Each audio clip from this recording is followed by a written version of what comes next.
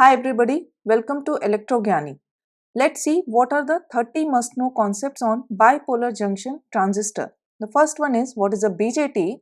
Here B stands for bipolar, J is junction, T is transistor. This T is taken from transfer of resistor. This BJT is a 3-terminal device and these 3 terminals are emitter, base and collector. Since both electrons and holes contribute in current conduction, that's why this is a bipolar junction transistor. And there are two junctions, emitter base junction and collector base junction. Next is what is the basic principle of BJT?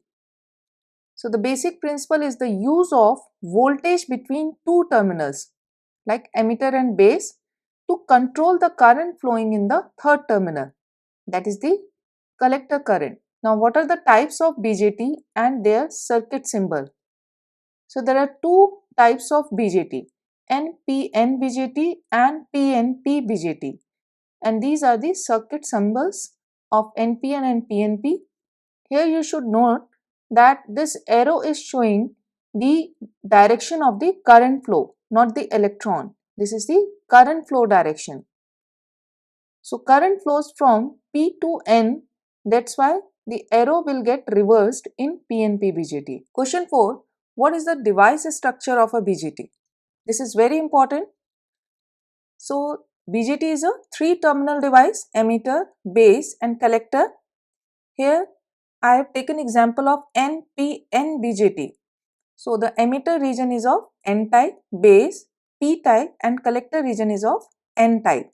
And emitter region has the highest doping concentration while the base region has the lowest doping concentration. That means if we compare the doping concentration of 3 regions, then emitter has highest, then after the collector region and the least one is the base region. And here you should note that the area of the collector region is largest, then after the emitter region and the smallest region is of base region. Since collector collects most of the charge carriers, that's why its area is larger so that it can compensate the heat energy. Here the two junctions are emitter base junction and collector base junction. And the next is what are the BJT modes of operations? There are 4 modes of operation for BJT. First one is the cutoff where emitter base junction and collector base junction both are reverse biased, and in active mode of operation emitter base junction is forward biased while the collector base junction is reverse biased.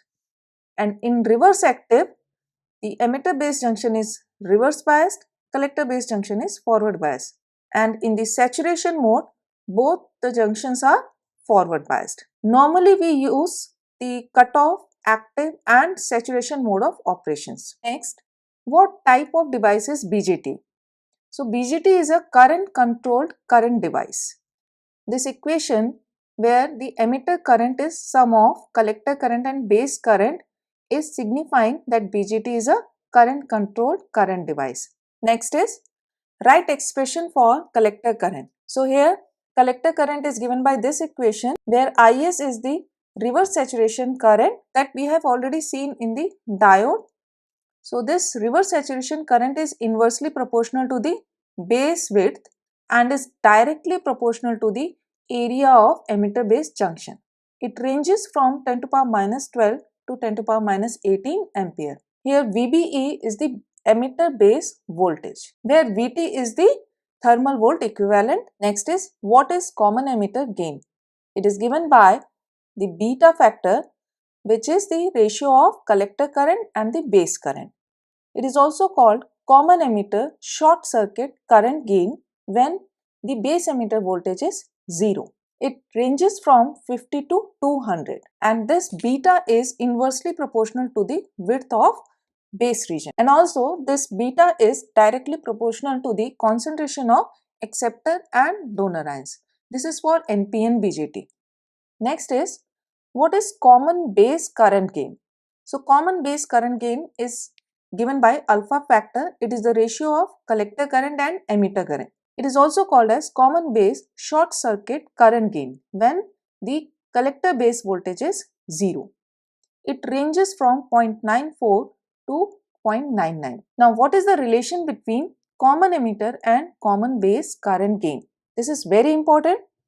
So, we can define this relation by this expression here. Alpha is equals to beta upon 1 plus beta, or we can write beta is equals to alpha upon 1 minus alpha. That means for small changes in alpha correspond to very large change in beta. Next, draw Ebers-Moll model of NPN-BJT. So this is the Ebers-Moll model of NPN-BJT. This Ebers-Moll model is used to predict the operation of BJT in all of its possible modes, that is cutoff, forward active, reverse active and saturation mode. Here we have two back-to-back diodes.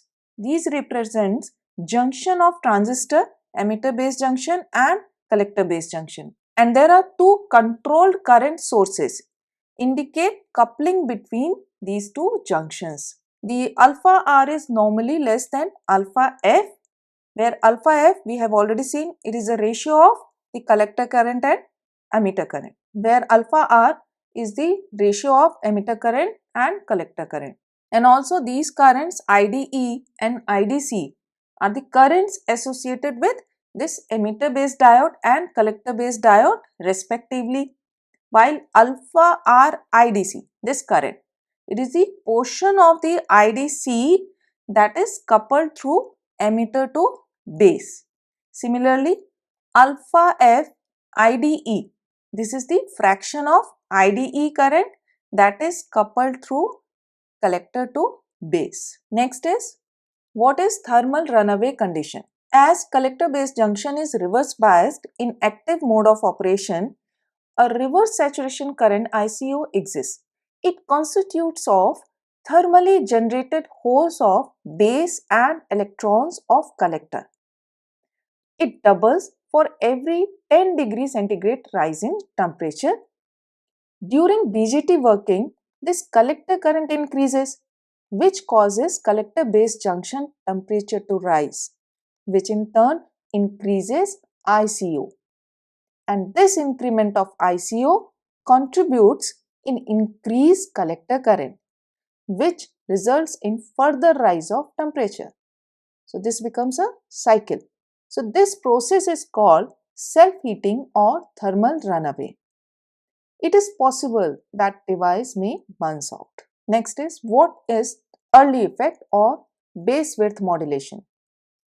As collector base junction is reverse biased in active mode of operation, we all know this, the depletion region penetrates deeper into collector and base.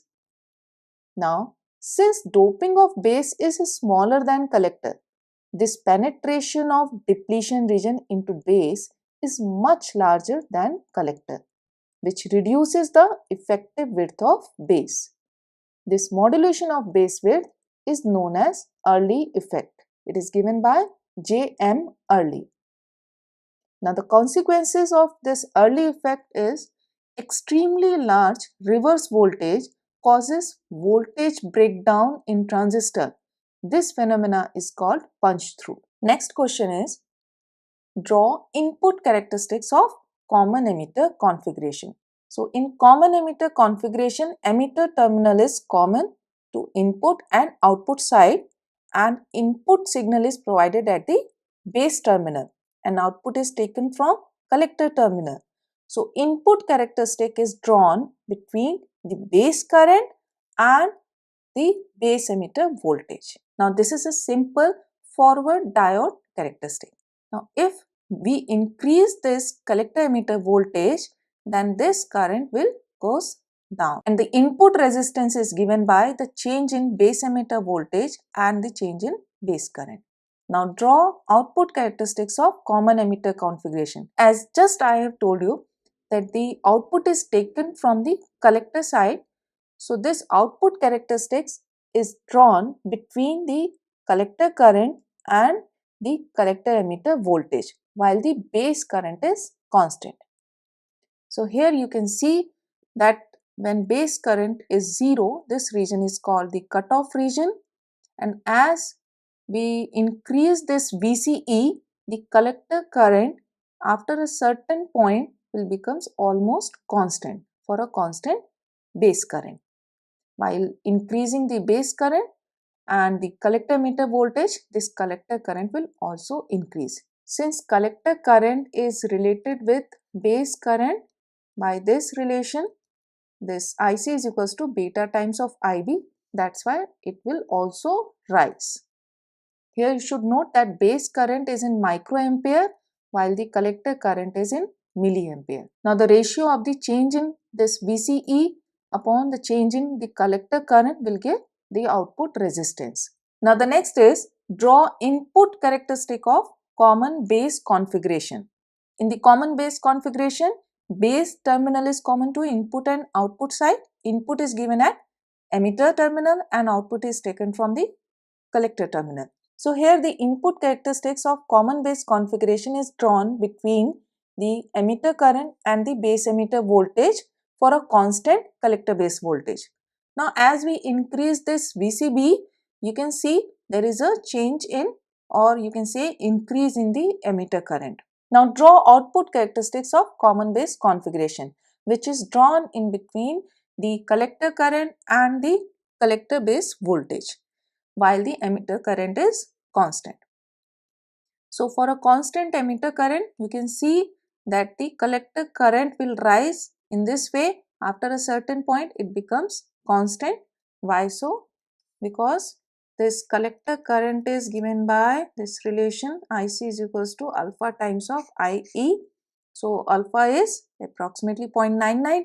So that's why we'll get almost same collector current and emitter current. So before this minus 0.4, this region is saturation region, and after this minus 0.4, the transistor will go into the active region.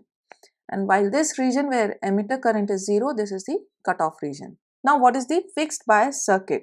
Here you should always remember that biasing is done to find the operating point that should be in the middle of the load line, which gives high linearity, and also biasing purpose is to make this collector current independent of temperature, and since beta is the temperature dependent factor, so we need that collector current should be independent or at least inverse of the beta. That will give high stability to these amplifier circuits. So this is the purpose of biasing. So this one is the fixed bias circuit, and since we do this biasing for to find the operating point, that's why we are removing the all AC factors, and this circuit will transformed into this. Here we are finding the base current, which is very easy to find, VCC minus VBE upon RB, and this VCE, the output voltage is given by VCC minus ICRC.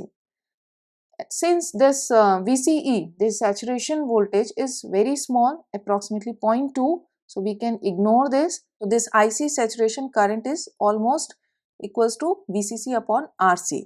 And the next bias circuit is emitter stabilized bias circuit. Here the emitter resistance is used at the emitter terminal, and this will, now let's see that how it will affect the base current. So base current is given by VCC minus VBE upon RB plus 1 plus beta RE, and this VCE voltage is given by VCC minus IC RC plus RE. So here the IC saturation current is almost equals to VCC upon RC plus RE. This circuit is more stable than the earlier fixed bias circuit. Next is, what is voltage divider bias circuit? So in the voltage divider bias circuit, the RB resistance is now divided into two, R1 and R2. That's why this base voltage is divided. So this is called voltage divider bias circuit. This is very common amplifier circuit. Now here the base current is given by the Thevenin's voltage minus VBE. This Thevenin's voltage is found at this point. So this Thevenin's voltage minus VBE upon this Thevenin's resistance plus 1 plus beta RE, while the collector emitter voltage will remain same. This side is not changed as we have seen already in the emitter stabilized bias circuit. So that part is same, that IC saturation will remain same. The next bias circuit is voltage feedback bias circuit. Here feedback is given from the collector terminal and to the base. So now the base current is given by the VCC minus VB upon RB plus beta times of RC plus RE.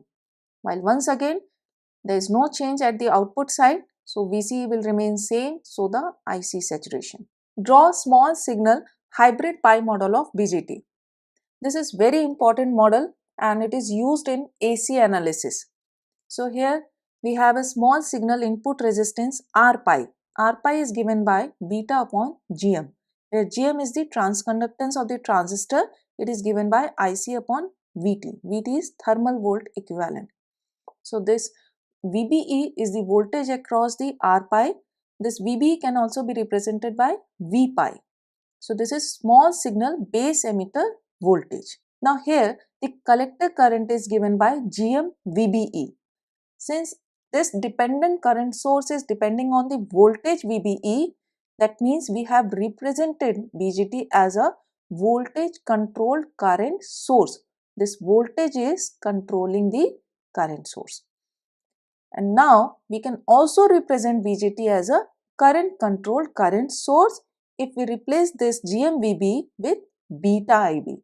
So beta IB is equals to GMVB, except this nothing is changed. Now next is draw small signal T model of BJT. Here we have used small signal emitter resistance. This emitter resistance is given by VT upon IE or alpha upon GM. VT is once again thermal volt equivalent and GM is IC upon VT. And once again here the collector current is given by GM VBE, where VB is the small signal base emitter voltage. That's why we can say that here BJT is represented as a voltage controlled current source. And equivalently we have current controlled current source where GM VBE is now replaced by alpha IE. So in this case the GMVB is equals to alpha IE. Draw small signal common emitter amplifier. Since we have already seen that how we can draw the hybrid pi model of BJT, so it is not going to be a big task. Let's first see that what is the common emitter amplifier. So this is the common emitter amplifier. Here emitter terminal is grounded and input signal is given at the base. Output is taken from the collector terminal. Since we are going to draw the AC model of this common emitter amplifier, that's why we have removed all the DC sources. And in place of this BJT, we have used hybrid pi model. Look at this carefully. Rest part is same. Nothing is changed. So here this is R pi and the voltage across it is V pi.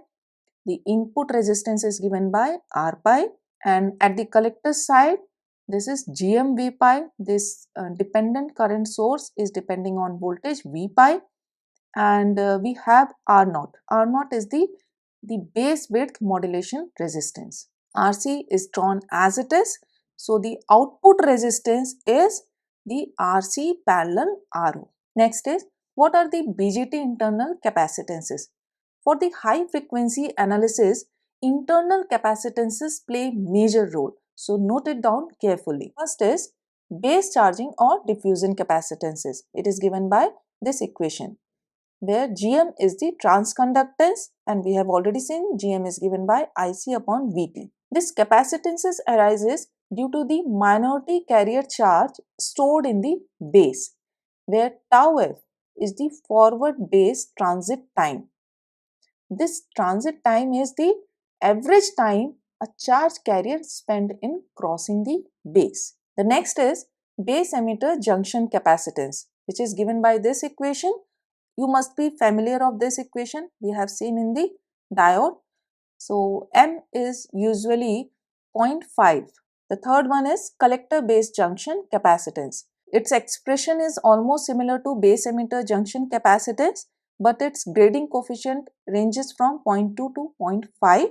Now draw high frequency hybrid pi model of BJT, where we are going to use these internal capacitances. So we have used these internal capacitances or we can say the parasitic capacitances. So this C pi is connected between base to emitter terminal, while C mu is connected between base to collector terminal. What are the BJT applications? So BJT are used in amplifiers, switches, filters, high frequency circuits, power amplifiers, communication systems.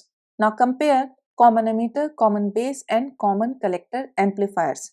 This question is mostly asked in the interviews. So please pause the video here and take its screenshot, save it and learn it. So first parameter is which is the common terminal. So in common emitter, emitter is common base is common collector, obviously collector is common between input and output. Next is the voltage gain. So common emitter has the moderate and common base also has the moderate voltage gain, while common collector has the lowest voltage gain. It is almost unity. The current gain. So current gain is lowest in the common base configuration, almost unity, while other two configurations have moderate current gain. Input impedance is also lowest in common base, while the common collector has the highest input impedance.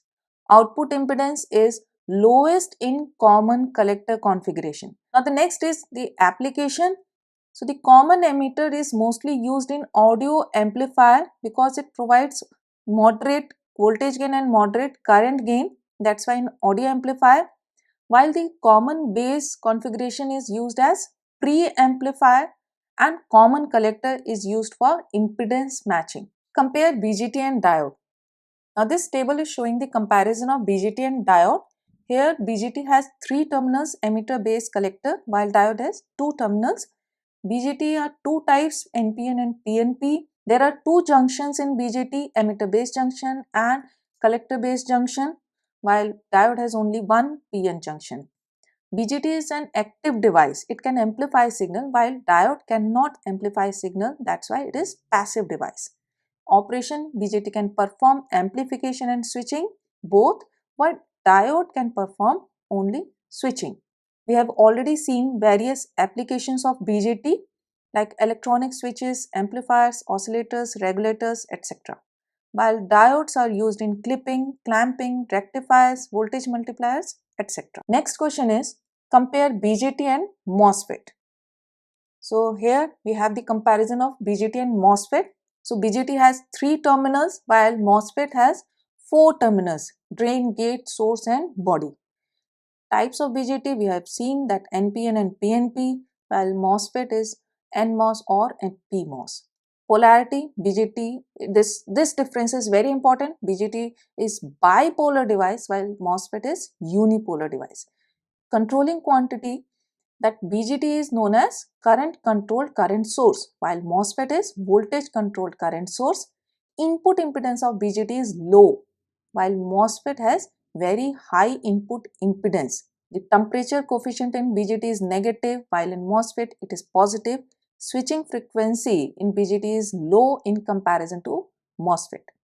Power consumption is also higher in BJT in comparison to MOSFET. Applications, so BJT normally used in amplifiers and high frequency circuits, while MOSFETs are preferred in switching circuits and low power applications. So these are the 30 must know concepts on BJT that you should practice before your electronics interview.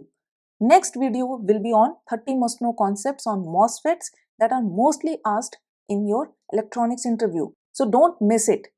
For that, subscribe my channel and share it with your friends. And if you have any suggestion or want to give feedback, then mention it in the comment section. Thank you so much and have a nice day.